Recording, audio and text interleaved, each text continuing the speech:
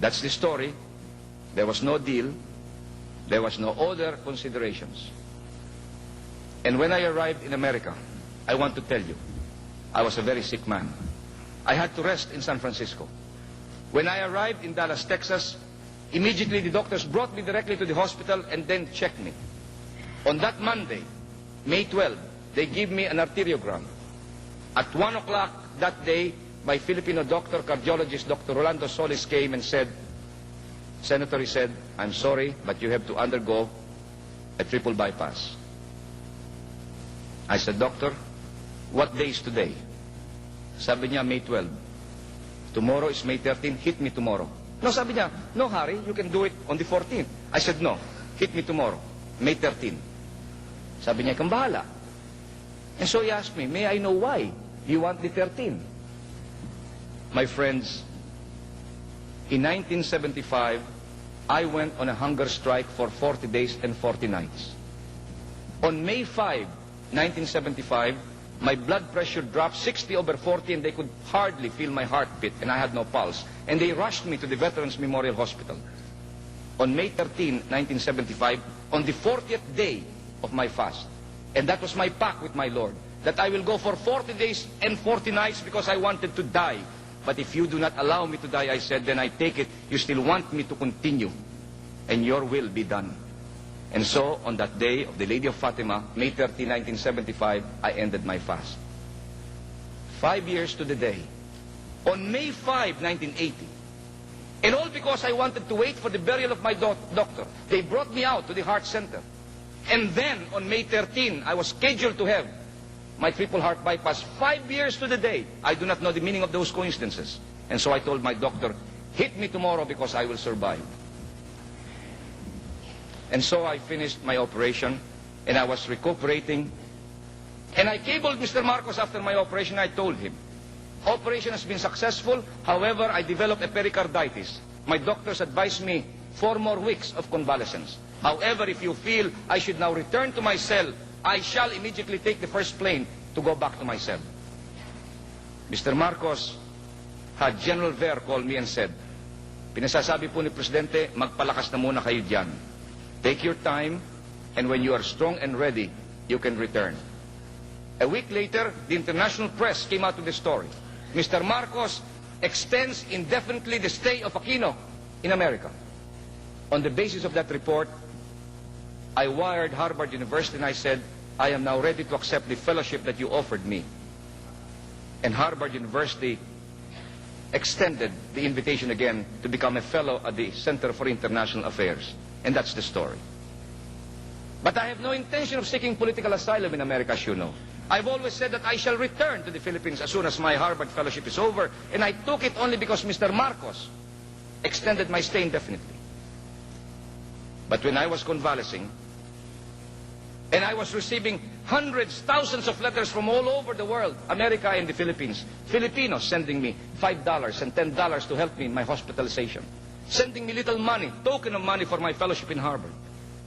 There was one underlying note in all of these letters. We waited for you for 8 years. Will you now abandon us? I am a human being, my friends. I have suffered 8 years of imprisonment. I have suffered loneliness like no other man has suffered loneliness in my life. I have been away from my children and my family, and I am financially ruined after 8 years.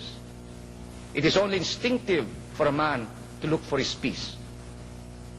And I debated with my mind, and I debated with myself, and I debated with my wife and my children whether I should go back to the arena of combat.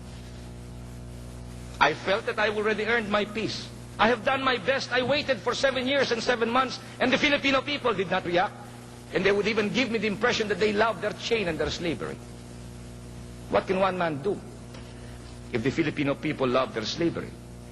If the Filipino people have lost their voice and would not say no to a tyrant, what can one man do? I have no army, I have no following, I have no money, I only have my indomitable spirit. But the letters kept pouring in, and they said, we waited for you for 8 years. Will you now abandon us? And so with nostalgia, I recalled the situation in my prison. There in that prison, I shared a cell with a great Filipino. His name is Senator Jose W. Joco, one of the most respected men in our country, a man who could not be bribed, a man whose towering integrity is a byword with the youth.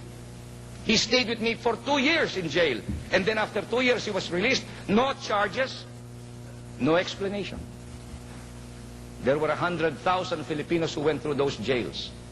Hardly 10% were charged.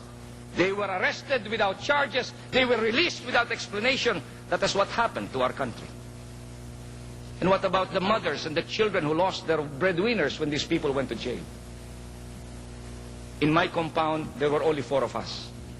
Myself, Jose Maria Sison, his wife, and Lieutenant Corpus. I did not know that there was another one, a 5th one, who was barely 150 meters away from my cell. I never knew that there was a young man by the name of Sixto Carlos Jr. It was only when I was released that I finally read his poignant story. You know what they did to this man? They tortured him no end for 2 weeks. They kept him in a safe house. They fed him poison, and his body became numb. And finally, he lost his senses, and therefore they cannot bring him back to his family because they took him apart and they cannot put him back together. This young man was a student leader in the UP. He did not see the sun and the moon for 124 days. He was chained to his cot. Jose Maria Sison was chained to his cot. His feet was chained. His hand was chained. You cannot see a more inhuman situation. And I want to tell you, my friends, until you have tasted this loneliness, you will not know what solitary confinement means. They brought me to a mountain hideout in the Sierra Madre and placed me in a box. I had only my brief and my t-shirt. I refused to eat because I thought they were poisoning me. There was nothing in the room, barely nothing. And I had nothing to do but twiddle my thumb. And for the first time in my life, I heard the ticking of every second, and I was counting every second into minutes. And as the minutes marched into hours, and the hours into days, and days into weeks, I knew what loneliness meant. And therefore, as I thought back, that there are still many valiant Filipinos fighting for freedom, fighting for your right to speak. These are the people who are putting their lives on the line. These are people who abandon their loved ones and the comforts of their home, the wealth of their offices, to be able to bring freedom back and to be true to our founding fathers.